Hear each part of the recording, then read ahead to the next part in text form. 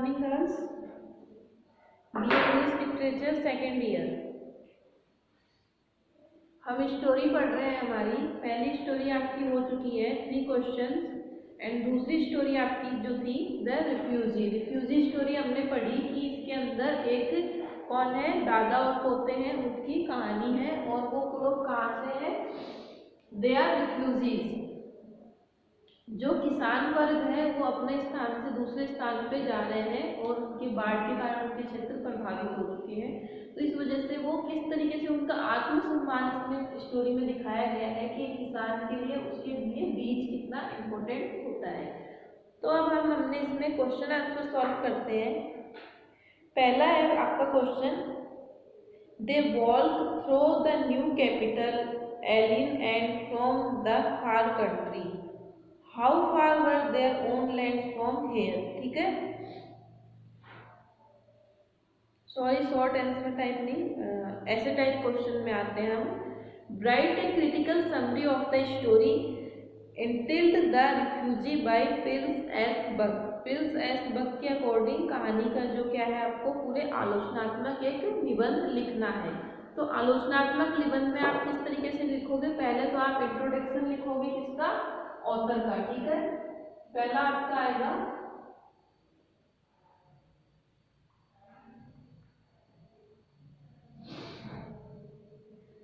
To the author,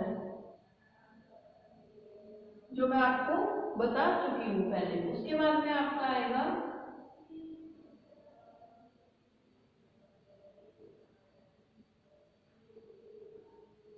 to the story,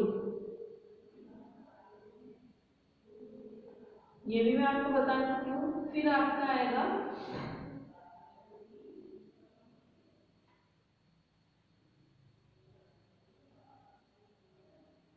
summary of the story. ठीक है, then अपन देखते हैं कि अपने पास इसमें अब कौन कौन से बेस्ट पॉइंट्स जो है वो निकल के आते हैं। फिर हम उस हिसाब से इसका एक बड़ा लेंथी नोट्स बनाएंगे। ठीक है, तो हम क्या पढ़ रहे हैं, पी एल बर्ग्स, जो इसके जो राइटर हैं P L Berg's.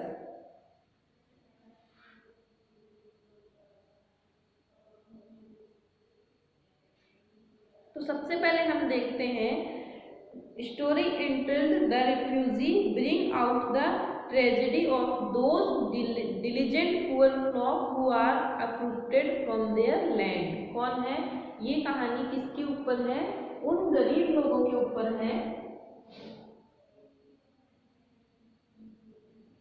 This story एंटिल्ड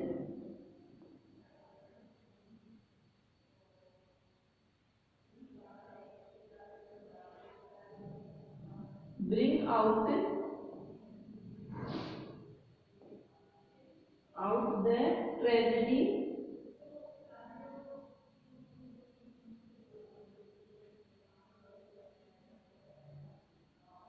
poor people who suffer to flood। जो बाढ़ से गरीब लोग जो प्रभावित होते हैं, उनकी जो दुखंत जो जीवन है उससे ये कहानी ली गई है। ठीक है, ईस्वी में हम आगे देखते हैं, they are uprooted from their land, they are uprooted from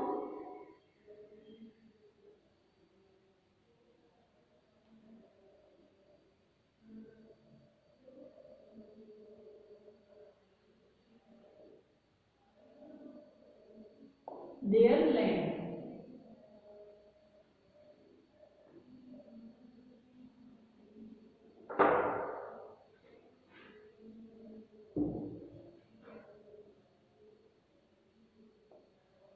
जो अपनी जगह से, अपने स्थान से अप्रूट हो चुके हैं, उखड़ चुके हैं, निकल के दूसरे जगह पे जा रहे हैं। तो इस तरीके से हम जैसे जैसे स्टोरी हम पढ़ेंगे, स्टोरी को एनालाइज करेंगे, हमारे पास एक एक अच्छा पॉइंट इसमें निकल के आता जाएगा। There land because of natural climates like flood, इसके अंदर किसको डिस्क्राइब किया गया है, describe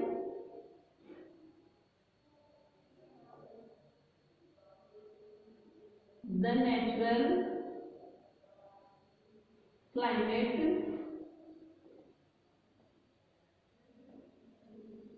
like flood.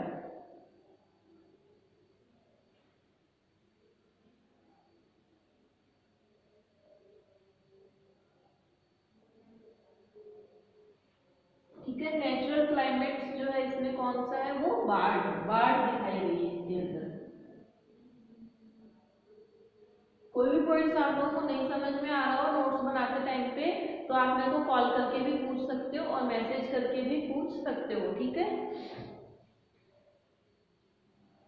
Even as they look for work or a temporary crop from some good season, they are generally debited as beggars in the alien land। जो नई जगह पे जब वो जा रहे हैं तो वो किस तरीके से बन चुके हैं वहां पे, लाइक बेगर, भिखारियों की तरह उनकी स्थिति हो चुकी है।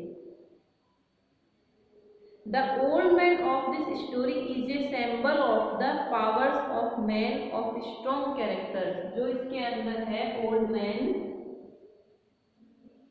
the old man, तो किस चीज का पावर है इसमें, symbol,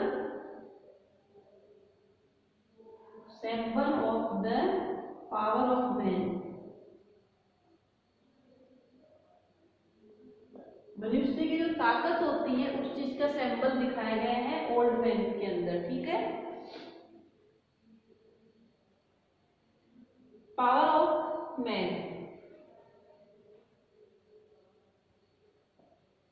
आगे है strong character who can weather such tragic press. एक स्ट्रॉन्ग कैरेक्टर दिखाया गया है इसका,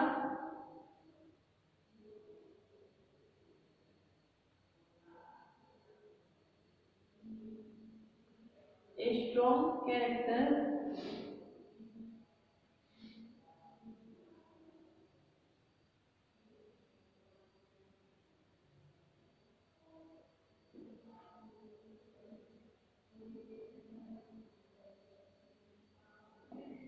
tragic press,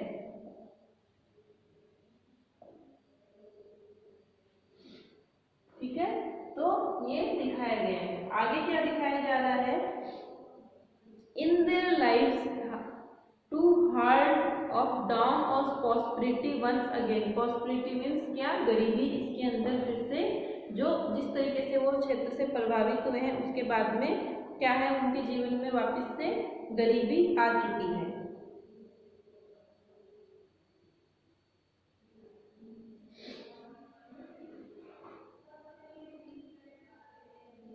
In the story, the money through the old man becomes a secret scarred trust। Money जो पैसा जो है इस स्टोरी के अंदर उसके लिए एक धन, ऐसा धन है जिससे वो अपने जीवन में बहुत कुछ प्राप्त कर सकता है।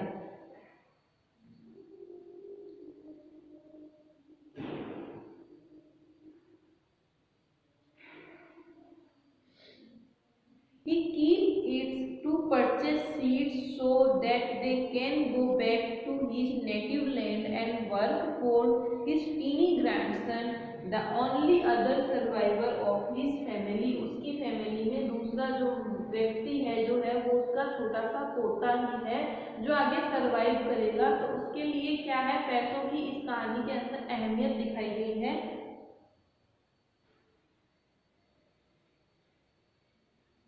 तो ये देख सकते हैं एक पॉइंट यहाँ पे, मनी जो है, the money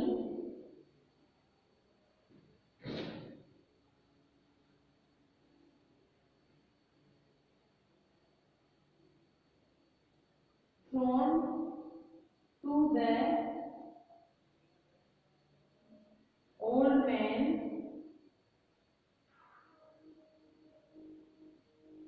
becomes a scared trust।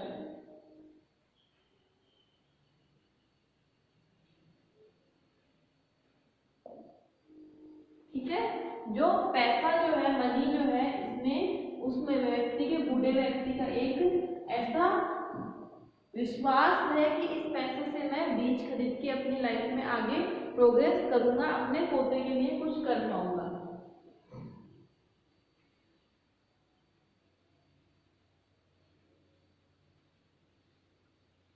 आगे हम देखते हैं इसमें क्या है फिर, सीड्स, जो बीज है उसका क्या महत्व है, इंपोर्टेंस ऑफ द सीड। 9 के बाद में 10, इंपोर्टेंस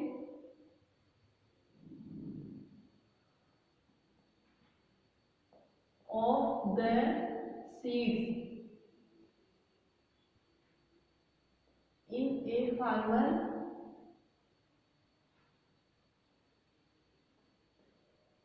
लाइफ। किसान के जीवन में बीजों का क्या महत्व है वो इस कहानी में दिखाया गया है। The refugee is a story with a clear message. जो रिफ्यूजी कहानी है वो एक साफ सुथरा मैसेज देती है। The message is related to the country peasants. जो इसकी कहानी का मैसेज है वो क्या है, क्लियर मैसेज रिलेटेड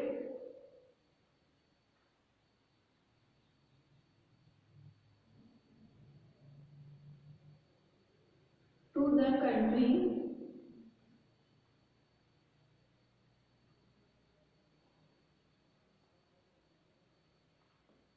फार्मर्स। किसान जो है, अपने जो देश के किसान हैं उससे रिलेटेड क्लियर मैसेज की स्टोरी देती है। जबकि ये स्टोरी कहाँ की है, चाइना की है, लेकिन हर देश की स्थिति में किसान वर्ग जो है वो सबसे इम्पोर्टेंट वर्ग माना जाता है।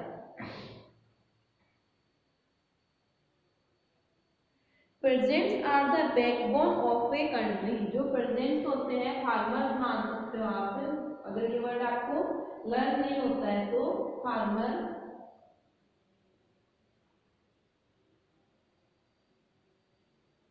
फार्मर्स आर द बैकबोन, रीढ़ की हड्डी मानी जाती है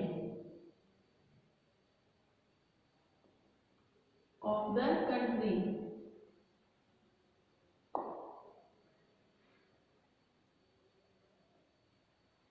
ठीक है। They are hard working and self respecting people. वो मेहनती होते हैं और अपने मतलब उनका सेल्फ रेस्पेक्ट बहुत ज्यादा होता है खुद के लिए। Self respective people, they may be poor but they would never beg. वो गरीब हो सकते हैं लेकिन वो कभी भी भीख नहीं मांगते हैं। They love their land and never want to leave it. वो अपनी धरती से बहुत ज्यादा प्रेम करते हैं और वो उसे कभी भी छोड़ना नहीं चाहते हैं। They are true sons of the soil. Soil जो मिट्टी जो है उसको, उनका किस पे भरोसा होता है, अपनी धरती पे, अपनी मिट्टी पे ही उनको पूरा भरोसा होता है। They provide corn from the entire country. वो पूरे देश को क्या अनाज प्रोवाइड करवाते हैं। They are people of whom any nation can be proud. वो ऐसे लोग होते हैं जिनको किसी भी राष्ट्र को उनके ऊपर गर्व होना चाहिए। Thus, one message of the story is the presents should be given their due regards in society. इस कहानी के अंदर एक मैसेज ये भी दिया जाता है कि जो प्रेजेंट्स हैं, जो किसान वर्ग है, वो अपना किस तरीके से रिगार्ड सोसाइटी को, समाज को मेहनत करके किस तरीके से देते हैं। The other idea conveyed through the story is the importance of seed from the peasants। जो मैंने आपको पहले दिखाया, importance of the seed, किसानों के लिए बीजों का क्या महत्व है। Land is of number use if is not put is seed. धरती का कोई मूल्य नहीं है अगर उसके अंदर कोई बीज नहीं डाला जाता है तो। So a farmer may have nothing left. इसलिए किसान के पास छोड़ने के लिए कुछ भी नहीं बचता है। But he will always keep some seed from his land. The old farmer in the story is surviving yet he does not buy any noodles. और जो इस कहानी में जो बूढ़ा आदमी है वो भी एक किसान है, उसने अपने लिए नूडल्स नहीं खरीदे क्योंकि वो क्या खरीदना चाहता है, उन पैसों से अपने लिए अनाज खरीदना चाहता है जो अपने धरती पे वो जाके बो सके। He keep the silver coin to buy seed for his land. His word to to the vendor's mum of the message of the story, he said, "The best I can do for the grandson of mine buy a little seed of land." बोलते मैं मेरे पोते के लिए सबसे अच्छा जो कर पाऊंगा वो यही कर पाऊंगा कि मैं इसके लिए कुछ बीज खरीद के धरती में बो पाऊं। ठीक है,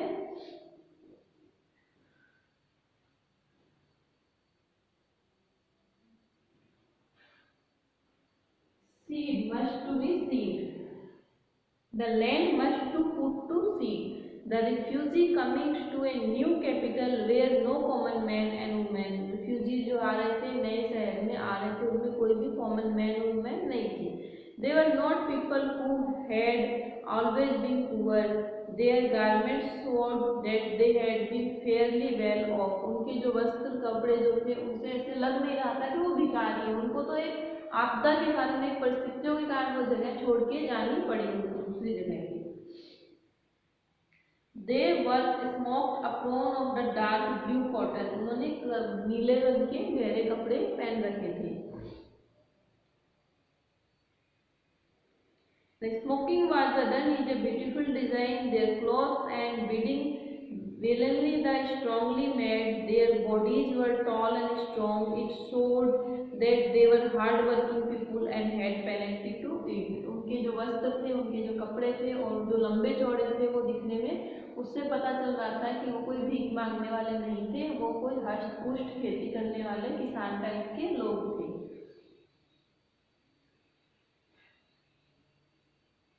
The old man in the story was one among them. Old man जो बूढ़ा व्यक्ति है वो इसी स्टोरी में उन्हीं लोगों में से एक व्यक्ति है। He said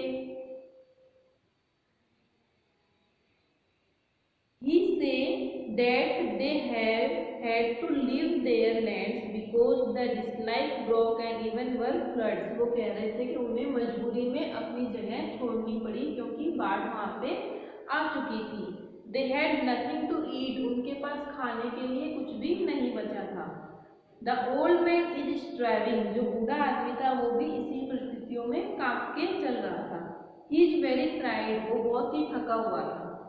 He has no penny with him. उसके पास कुछ भी पैसे नहीं थे खुद के लिए। Yet he does not beg for money for food. इसके बावजूद भी वो किसी से खाने के लिए भीख नहीं मांग रहा था। He is a self-respecting peasant. ठीक है, एक आ जाता है इसके अंदर point, the old man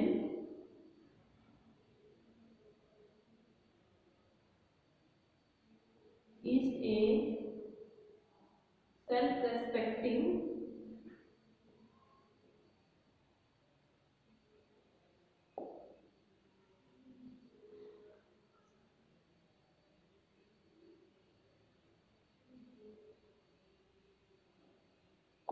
farmer.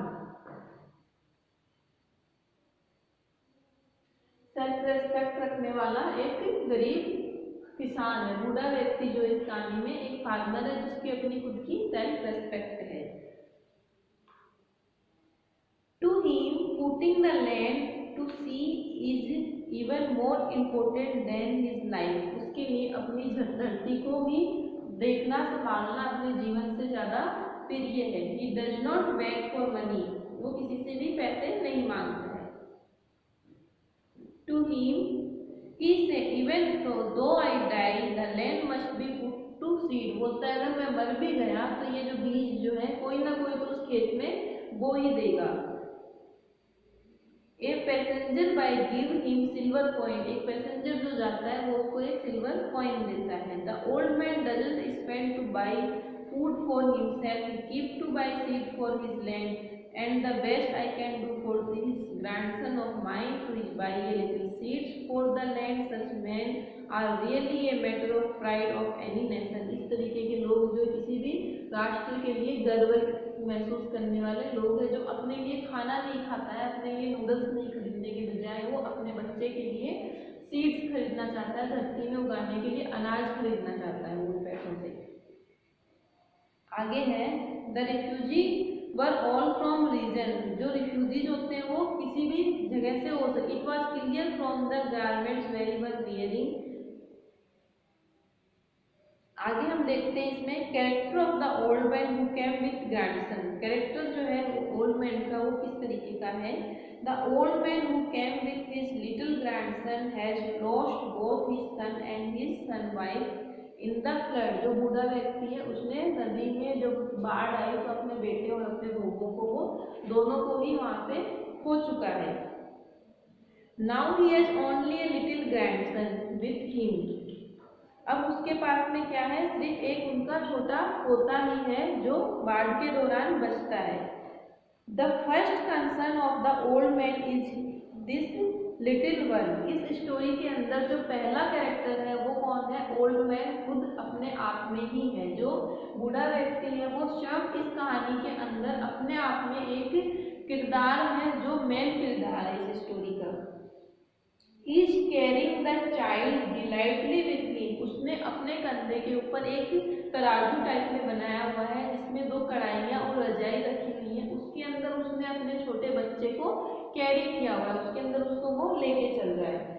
A passenger by take pity on the old man, he gives him a copper penny and silver coin. एक पैसेंजर जो पास से गुजर के जा रहा होता है वो उसको क्या देता है, कोई 2 सिल्वर, एक सिल्वर और एक चांदी का, कॉपर का एक और सिल्वर का, वो उसको कॉइन देता है। The old man get a small bowl of noodle for her child. जो बूढ़ा व्यक्ति है वो उसमें से एक कॉइन, कॉपर कॉइन से एक बाउल जो है नूडल्स किसके लिए खरीदता है, बच्चे के लिए, क्योंकि बच्चे को भोजन ज्यादा जरूरी है। He feeds the child lovingly। वो अपने छोटे बच्चे को बहुत प्यार से वो खाना खिलाता है। The hungry child finish the whole stuff। जो उसके अंदर पूरा स्टफ है, जितना भी मटेरियल है खाने का, वो सारा वो बच्चा उसको फिनिश कर देता है।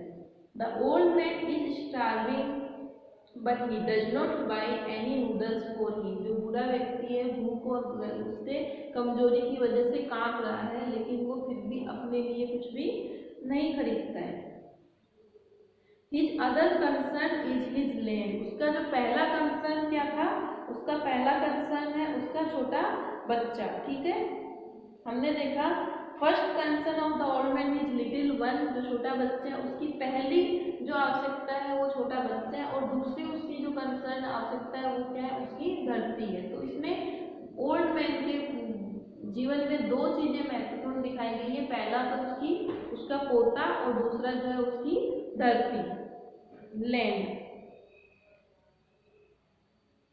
He now that the land must be put to seed, so he keeps the silver coin to buy seeds from his land। इसलिए वो जानता है कि धरती में बोने के लिए बीज की जरूरत है, इसलिए वो क्या करता है, वहाँ पे अपने लिए सिल्वर कॉइन रख लेता है बीज खरीदने के लिए। Even though I die, जब मैं मर जाऊंगा, the land must be put to seed। धरती को तो बीज को ही बीजों की ही जरूरत पड़ेगी ना, वो ये कहता है। Thus we see that the 2 most important concerns of the old man are his grandson and his land। 2 most concerns। So in this story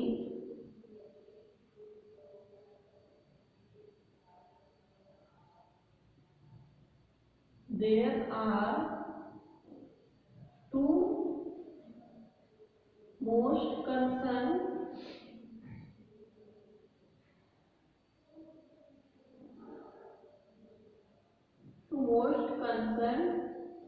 in the old man life। कौन कौन से हैं, फर्स्ट है the grandson and second his land, उसकी भूमि, उसकी जमीन। ठीक है, the land to a farmer is a dear as son his grandson as all refugee is not a beggar at all. जो उसके लिए उसकी धरती इतनी प्रिय है कि वो किसी से भीख मांगना पसंद नहीं करता है। He is a self respecting peasant, ये मैं बता चुकी हूँ। He is very old and cried, ये आप जानते हो। He is surviving, he has no penny with him yet he does not beg a passenger by take penny on him। He offer him a little money, but the old man doesn't put out his land to have it। He says, sir, I don't know back to you, मैं आपसे क्या बोलता है कि sir मैं आपसे भीख नहीं मांग रहा हूँ, मुझे भीख नहीं चाहिए है। He explain to the passenger by how he has come such as poverty, वो उसको बताता है कि किस तरीके से उनके बाढ़ में सब कुछ बह जाने के कारण वो किस तरीके से गरीबी में आ चुका है। The passenger by drops the money to the old man's apron and goes away, उसकी झोली में वो फिर भी पैसेंजर 2 सिक्के डाल के चला जाता है। The old man spent the copper penny to buy noodles for his grandson. He is himself very hungry, but he does not buy any noodles for himself. He keeps the silver coin to buy seeds for his land. A beggar would never do such a thing. और एक अगर भिखारी होता तो वो कभी भी ये नहीं सोचता कि मैं इस पैसों से मतलब बीज खरीदूं, जमीन को बोऊं। भिखारी को क्या होता, अपना खाया और उसने फिर से भीख मांगना शुरू कर दिया। तो इस तरीके से कहानी जाती है। Thus we see that 12S Buck's story entails the refugee is story which bring out the tragedy of farmers। किससे ये उठ के आती है, ट्रेजेडी ऑफ फार्मर्स, ठीक है। तो ये कहानी हमने देखा कि अपरूटेड देयर लैंड और जो ट्रेजेडी ऑफ फार्मर्स, जो किसानों की जो ट्रेजेडी है उस चीज से ये रिलेटेड है, ठीक है। Tragedy of farmers,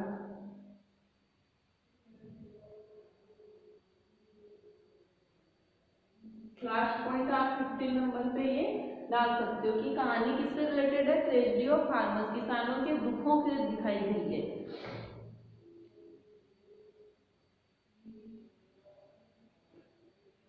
and also so that the farmers even the their miserable condition, इसके अंदर किसानों की मिजरेबल कंडीशन दिखाई गई है।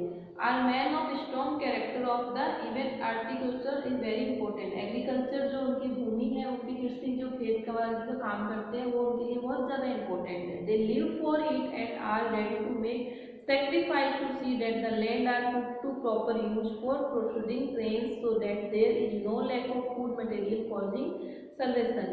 तो इस कहानी में इस तरीके से दिखाया गया कि किसानों के लिए उनकी भूमि, उनकी धरती कितनी इम्पोर्टेंट है कि वो अपने लिए खाना खाना छोड़ सकते हैं, अपने लिए वो बचाना, पैसे बचाना छोड़ सकते हैं, लेकिन अपनी धरती को बोना वो नहीं छोड़ सकते, क्योंकि वो अनाज ही उनके लिए सोना चांदी सब कुछ है। तो इस तरीके से इस स्टोरी को हमने पढ़ी। इस स्टोरी में हमें समझ में आया कि किस तरीके से ये स्टोरी जो है एक किसान, एक बूढ़े किसान के द्वारा इस तरीके से दिखाई गई है, उन लोगों के जीवन को दिखाया गया है कि इस स्टोरी में किस तरीके से वो सरवाइव कर रहे हैं और गरीबी के कारण, और उनका एक सेल्फ रेस्पेक्ट दिखाया गया है कि एक किसान के लिए 2 चीज़ें सबसे ज़्यादा इम्पोर्टेंट है, उसकी फैमिली और उसकी भूमि। फैमिली में तो उसके बेटे और जो उसकी बेटे की वाइफ है, जो डॉटर इन लॉ है, एक्सपायर हो चुके हैं उसमें फ्लड के कारण। तो एक छोटा पोता है उसके पास और उसको पोते को खिलाना 2 पॉइंट, ये तरीके से जिस तरीके से इसमें 2 कंसर्न दिखाए हैं तो वो दोनों कंसर्न इन्हीं दोनों चीज़ों के ऊपर है।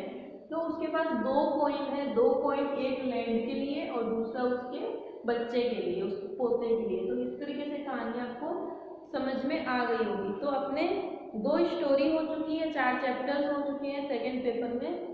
तो यहाँ तक आप अपना कोर्स पूरा कंप्लीट कर लीजिए। फिर ठीक है, इसके बाद में हम दूसरा पढ़ेंगे, वो अपनी नेक्स्ट क्लास में हम डिस्कस करेंगे।